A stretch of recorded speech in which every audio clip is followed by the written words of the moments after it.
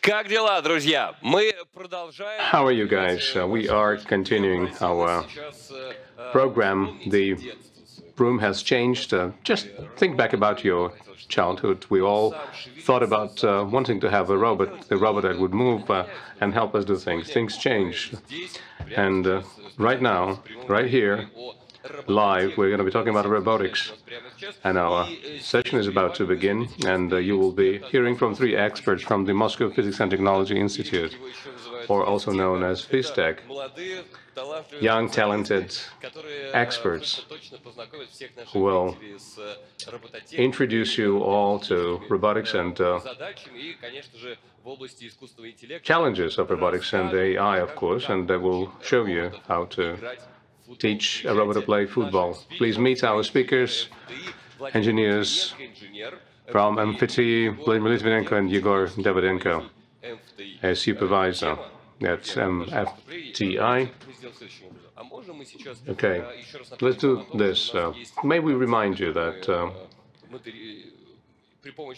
we built a picture using AI together with you. Let us take out our smartphones and scan this QR code right in front of you on the screen, because you're going to be able to use this smartphone that the previous TikToker presenters created together with you. This is the art object that they've created. It's something that you can download by scanning this QR code, and hopefully you have contributed to it as well. And right now, dear friends, we are giving the floor to our speakers, and they will be talking about robotics.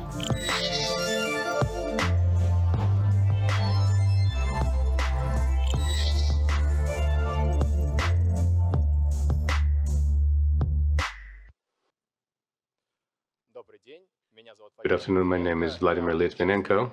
I'm part of the robotics and AI team known as StarKit. I'm going to talk about who we are, what we do, and we are developing autonomous and humanoid robots that play football. Well, you probably have a question. Why would we want robots to play football? Let's talk about humanoid robots.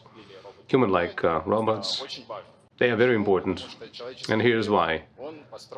The world of humans is built for humans, and the robots that can adapt to this world would have to be very much like a human. And if we analyze today's media, we can make a conclusion that the humanoid robots of today are not very useful. The most progressive robot that we can see is doing dancing and parkour. Why would you ask? Well, the current state of art would not allow us to build such robots that would be cheap, reliable, and autonomous, and comparable to humans to be useful enough. The conclusion we can make is that this is a very complex challenge, but very promising too. How can we interest people in addressing this challenge? Let me share my story with you. I saw this video from Boston Dynamics, how their Atlas robot was dancing and doing parkour on YouTube. And I was so excited, and I decided that I wanted to do this. So this topic of visual appeal is very important, and I wanted to do something about this, to compete with the others and show that I can do certain things in this field. And for the competition to be healthy, you need to have objective ways of assessing the results of this competition. To achieve that goal, and in order to make sure that the competition doesn't become a struggle or a war, you need to be able to exchange your knowledge and exchange your experience. I'm talking about the teams that are doing this, and that will help everyone get better. Now, this is the bleeding edge of research, and no one has done this before, and therefore this is very exciting for the researchers. So what conclusion can we draw based on this? So one of the examples of this could be a tournament of research groups, let's say competing in robo football. That's what the Japanese scientists were thinking about back in 1996. They created this RoboCup League. Our current RoboCup League assembles or brings together more than 500 teams from 50 countries of the world. Their ultimate goal is to make sure that by the middle of 21st century, the robots could outplay humans in FIFA Cup. Back in 1996, that's the goal that people set before themselves. Quite ambitious, isn't it? For the long range, and in order to achieve this goal, the rules get increasingly more complicated with every year. So what do we have there, where we are? The league is quite well developed. The teams are fully autonomous. There are 4 robots playing on a field of 6 by 9 meters with artificial grass. The pitch is artificial. So for the robots to be able to play with humans, there would have to be some limitations on what they can do. They cannot surpass humans in terms of their capabilities. Therefore, some limitations have been introduced in the league. The main one of them is maximum human-like capability. They need to have 2 arms, 2 legs, 1 head, and they would have to be commensurate with the mass and size of human legs, arms, and heads. There are limitations on the joints. They will not be able to bend back, and they would have to have not more than 2 cameras. They are not supposed to be able to look back. They are not to have lidars, sonars, and other active sensors on them, something that humans cannot have on them. Now, let us talk about our team. We founded our team back in September of 2018 at MFTI, at the initiative of the alumnus from MFTI, Azer Babaev. We have 2 goals. One of them is the research goal. We're developing robots. We're developing algorithms. And then we publish research papers. Second is we are doing outreach work. We are developing courses for students and school students. We deliver lectures and we speak at companies. Our history starts back in 2018, but nevertheless, since 2019, we have started getting our first medals and prizes, and we became champions of the world in 2021. We won the RoboCup Worldwide. Let's take a look at our robot. Our robot has 20 degrees of freedom.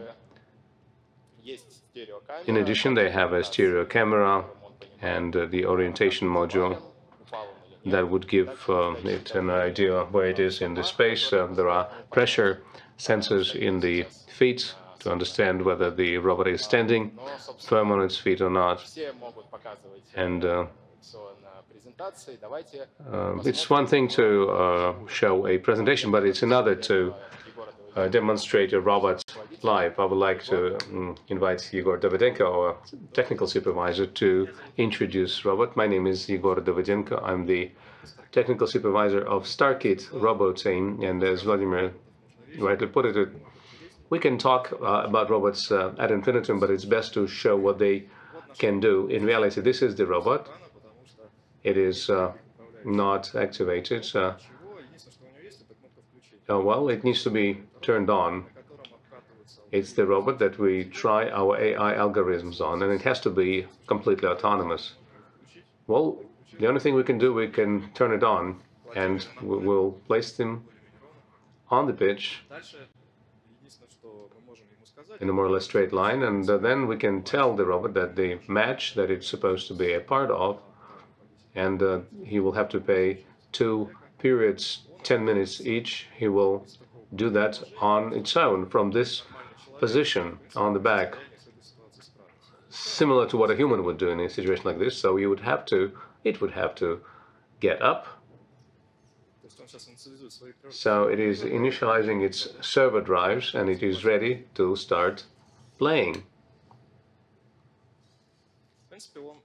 In general, it is capable of standing up from any position. They fall all the time, they break down all the time, and it's important that a team consists of 4 robots. Sometimes the robots fail and cannot continue. They are self-sufficient.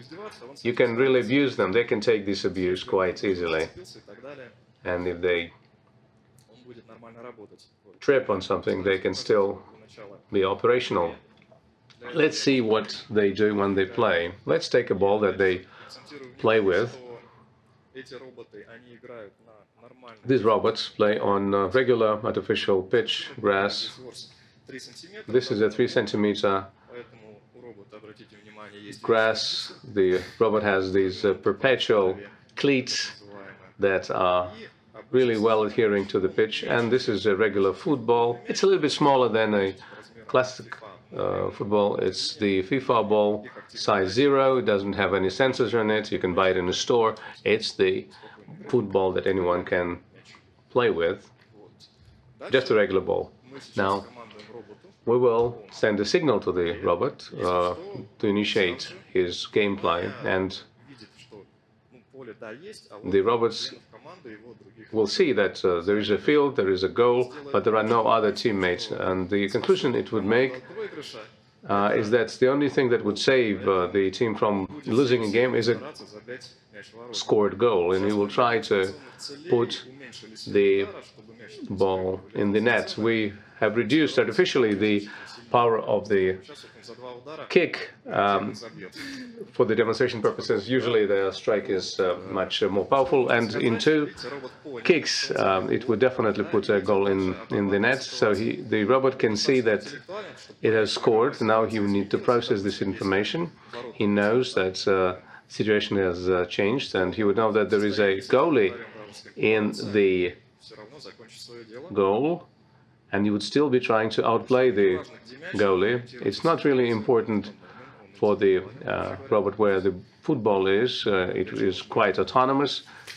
It's self-contained, and you can really get in this way, and it would still be moving towards its goal. Now we'll try to show you what this robot can see and how this all works together.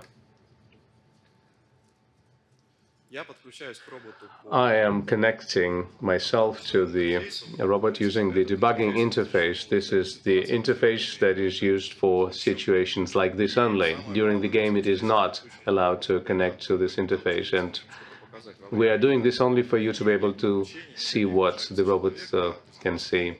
During the game, no interferences are allowed, and for 20 minutes the robots just are on their own. Now, let me put it right here to have a better picture.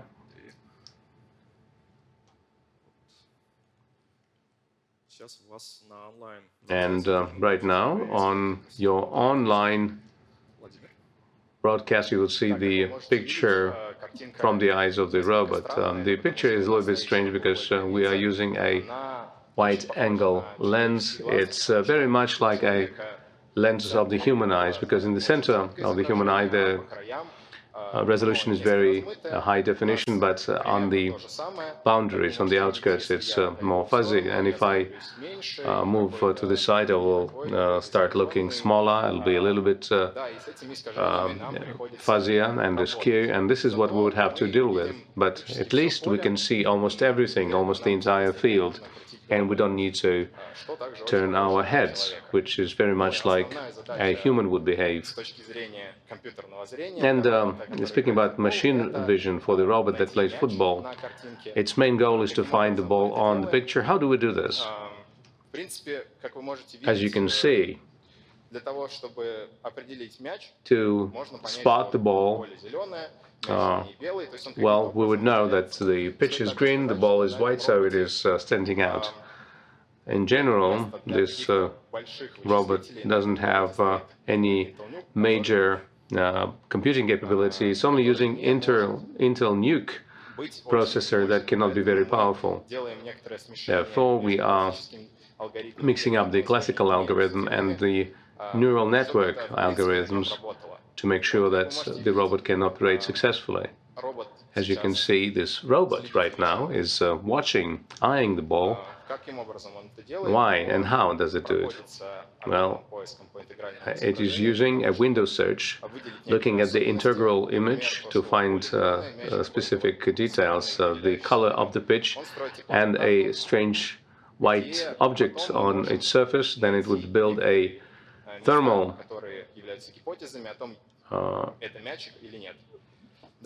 diagram, and it would allow you to determine whether this is a football or not. And then the neural network would have to confirm whether this hypothesis that this may be a ball is really true, and it is a ball. Now you can see this thermal map, and you can see that it's not only the map that can be seen on this thermal map. There are some other red-colored things beyond the ball, the goal, and my white sneakers, trainers. So that's why we're using the neural networks that allow us to cope with this task. And now Egor is going to display the results of these calculations by the neural network. And as you can see, there are some hypotheses in squares that look like balls, and therefore they are not. And the ball is identified as the ball.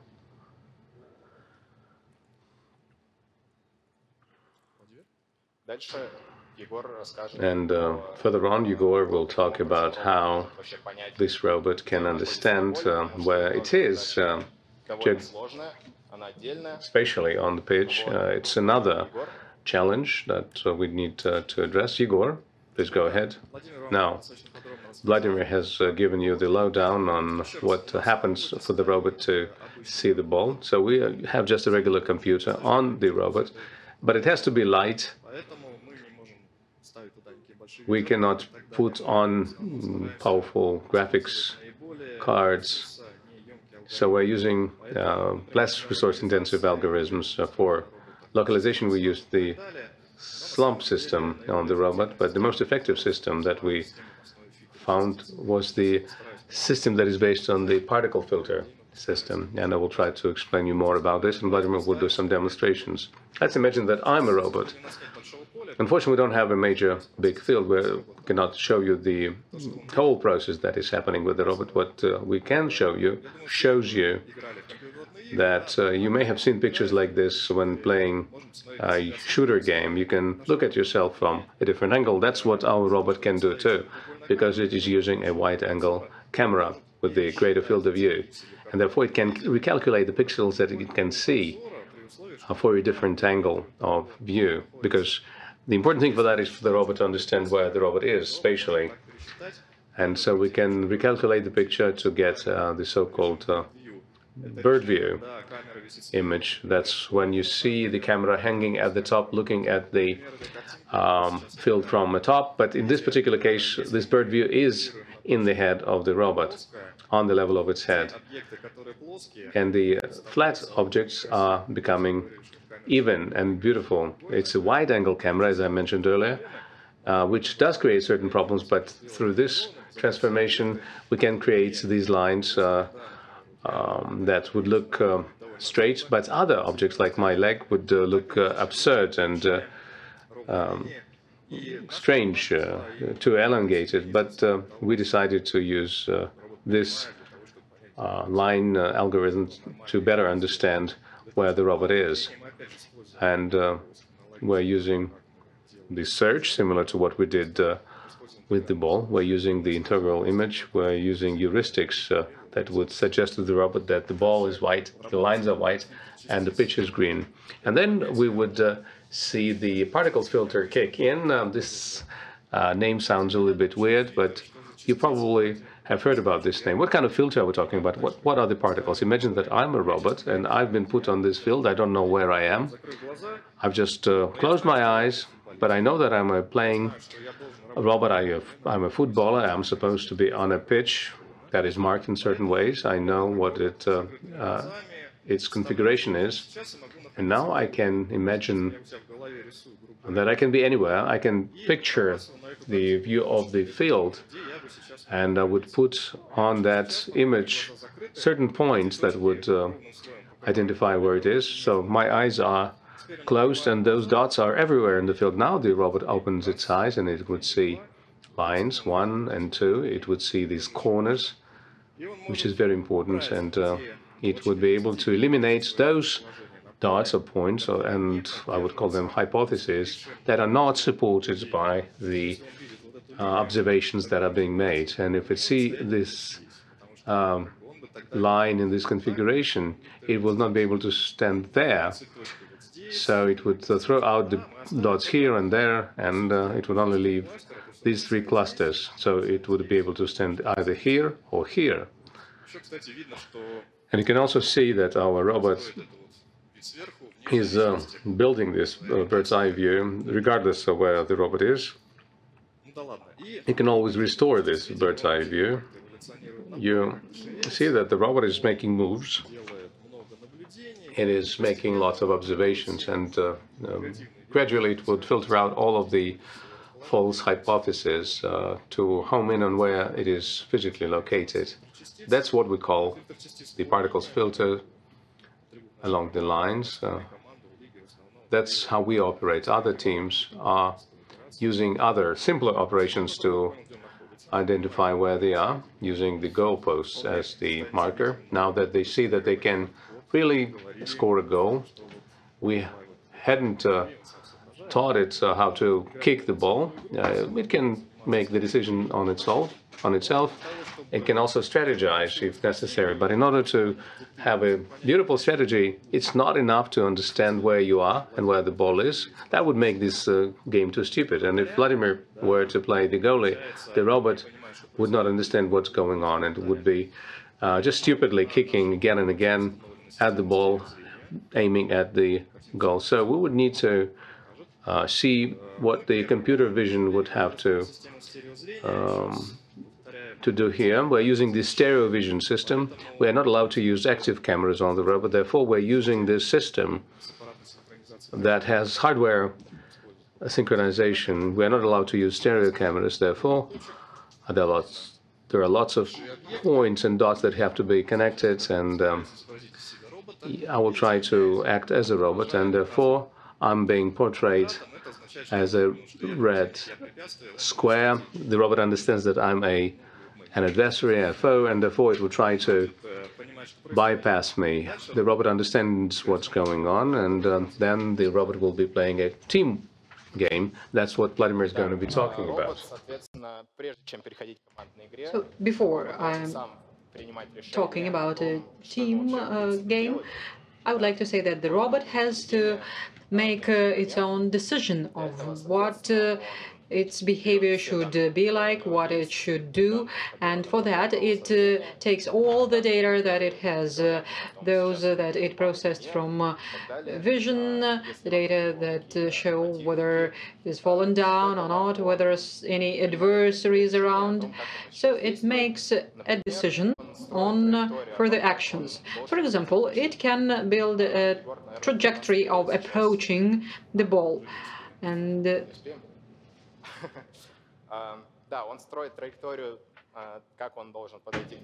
so it builds this trajectory of approaching the ball, bearing in mind its teammates and adversaries. Afterwards, they need to interact with each other. For that, they exchange messages about everything that is happening with them with the help of Wi-Fi. So far, it is allowed, but I believe that in the future the league will prohibit Wi-Fi communication and it will be done through voice. But now the robots can exchange location of the ball, location of adversaries, and so on.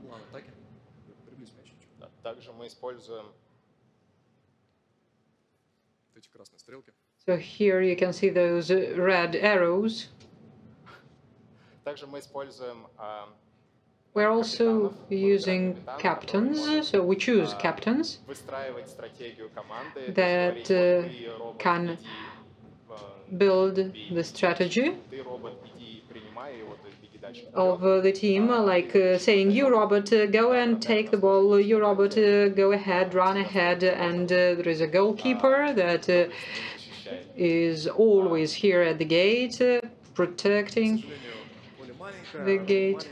Well, regrettably, the field is very small and the robot is small, and that's why we cannot show you 4x4 game, but we have enough robots.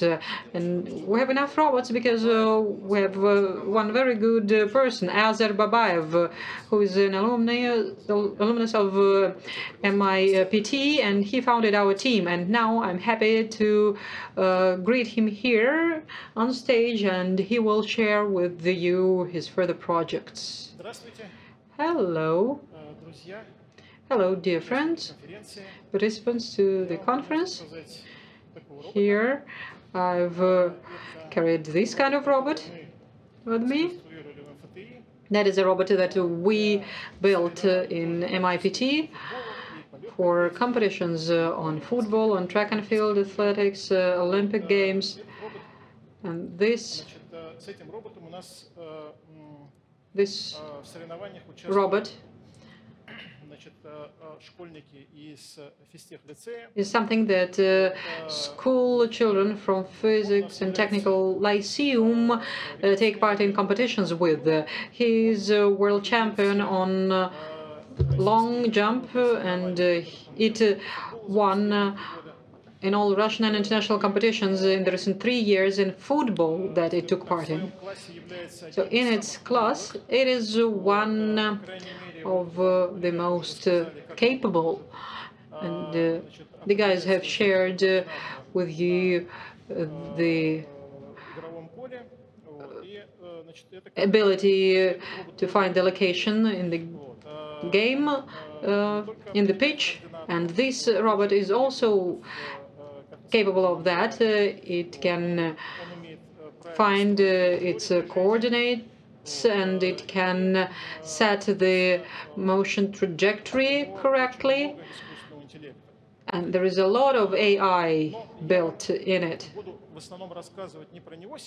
But it is not this robot that I will focus on in my presentation today. It is meant for live competitions and tournaments. And we have some software that we managed to put together in summer.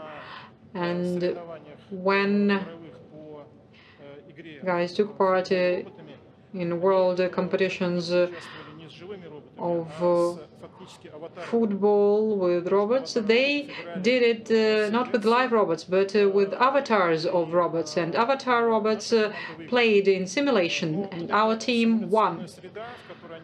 This simulation environment that they played in was so complex, and there were 14 servers that were engaged in it, and they were a special configuration. They were connected in a very complex way between each other. It was a really complex configuration, and there was a Brazil championship right after that, and they could not repeat that there. So I asked the guys to try to come up with an environment that can be used by school children with the similar functions. So it took us around 2 months to come up with a platform that we have called Elsiros. If we decide it will be entry-level simulation of robot soccer. So that is a simplified simulation for robot soccer. What are the main difficulties that organizers of humanoid robot sections face? First difficulty is that humanoid robots are very expensive. And as they are expensive, there are not many teams that have gathered together. And to just play with each other, they need to take robots with them, to pack them into suitcases, and to take a plane to go somewhere to play there. We understand that that is truly a rare case. The next difficult hurdle is too complex algorithms of motion, of computer vision and localization. As for the advantages that Elsiros can give you, first of all, it is open source, so you can use it for free. The most difficult algorithms that go beyond school curriculum are given as ready-made. There is no need to travel a long distance. Participants can come up with their own code and have it as an executable code, close one, and send it to the arbiter. There are no issues with the wrong settings, calibration, or anything of that kind. The robots are calibrated and they do not require batteries. The setting module that creates commands can be used in live robot.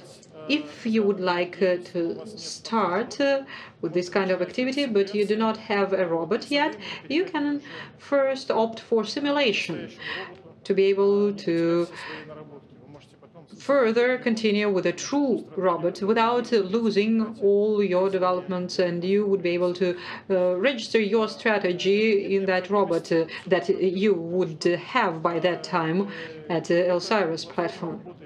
And this platform runs on one laptop. It is enough to launch it in one PC, and everything will run smoothly and at a good speed. As for what Elsiros is composed of, first of all, it is a Webot simulator that can be downloaded from the website of the simulator developer. We provide a humanoid robot digital model, so exact digital model of this robot that you can see, that have won all international competitions in the recent 3 years that it took part in. Then virtual environment, that is football pitch, then gate, stadium, and the arbiter program, the judge program, and it is important that a human does not have to interfere with the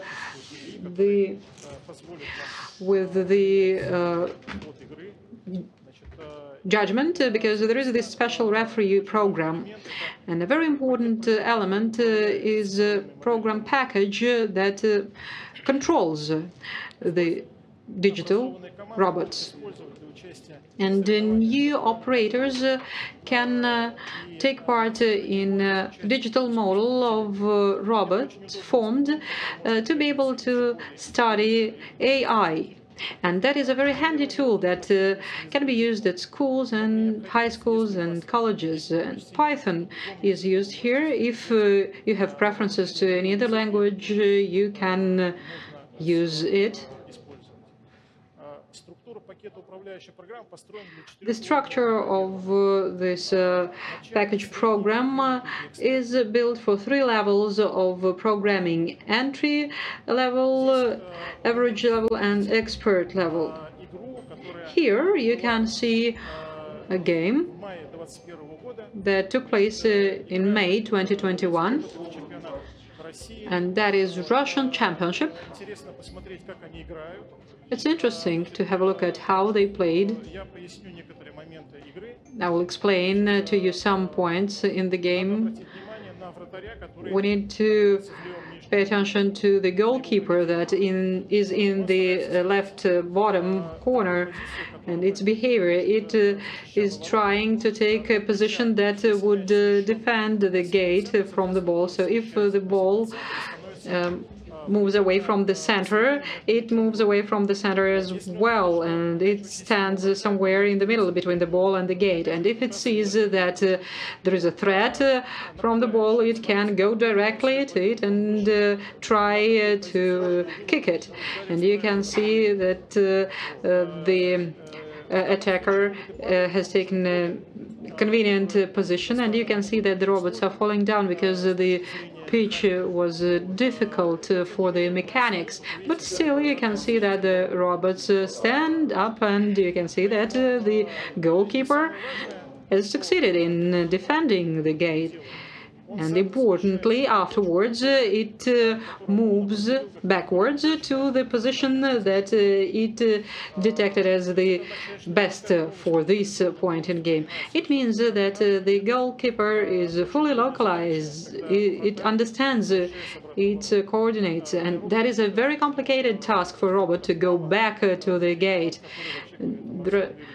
Not many teams in the world that could implement that, so that the goalkeeper can go back to the gate. So to go forward to the ball, towards the ball, is not a problem, but going backwards is a problem. Now you can see that the robot that attacked has seen some object, some piece that interested it on the wall, and was trying to get towards it. So it was returned to the game, and interestingly, when we return a robot to the game, we position it in the location where it is farther away from the ball, so that it could not influence, so that humans could not influence the game. And in this game, 3 goals were scored. I will not show you the whole game, but we will see 1 goal scored now. So 3 goals were scored in the meantime, and that is a very rare case, because very often there is no winner, and then there is a need of a penalty. And in this case, our robots show very good play, and here you can see a goal scored. Now let's have a look at how this thing can happen in simulation.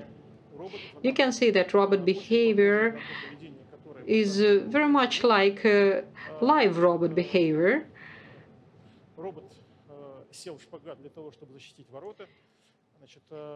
You can see now the robot, the goalkeeper, splitting to protect the gate, so they are capable of doing that. And a very important quality of a simulation is to reflect adequately what is going on in life.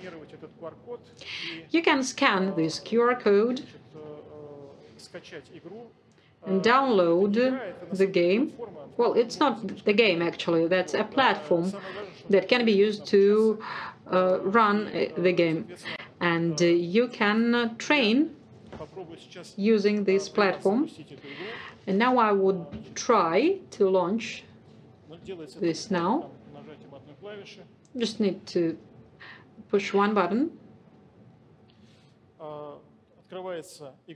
And here you can see the pitch open, and there are robots created here, 1 by 1, and there are operating panels, operating dashboards, or informational consoles on robot status.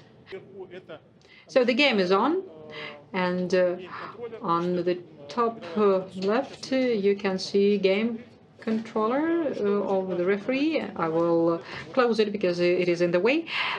Please pay attention to this indicator. Now it goes from point 6 to point 8. That is an indicator of the speed of simulation in proportion to real time, and that is a very good indicator, because an indicator that adult teams played with at World Championship was not over 0.1, and here we can see from 0.6 to 0.8, so it's good. You can see that the game was launched pretty easy, and the installation package that is present here allows to start the game right away.